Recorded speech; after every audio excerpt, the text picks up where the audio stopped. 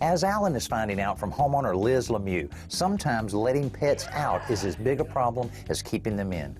Well, the precise problem is I have so many animals that I've become the door opener for all the animals. I never can sit down or get things done because they always want to go outside or come back in. So I'm just having a difficult time getting them happy.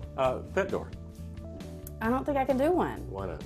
Well, because I have a door up here that is a half French door, and then I have a double French doors downstairs. Oh, no slider? No. Okay. Well, you've got the 6-foot windows. I have been doing a little bit of research on this, and believe it or not, you can actually put a pet door in a window. Really? With a sash you can. What we're going to do, we just raise it up, put the door in, put the sash back down, lock it in place, and they've got access in and out. So I think that will solve that problem for you.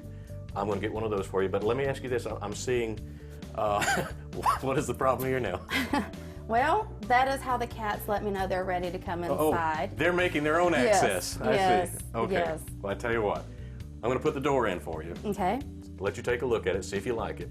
While I'm here, I'll fix that for you too. You're a godsend, Alan. Oh boy, if that doesn't go to his head, nothing will. The kit Alan found from Patio Pacific is pretty simple to install. Apparently 4 easy steps, Liz. You simply set it into the open window and extend the adjustable side panel out to fill up the opening.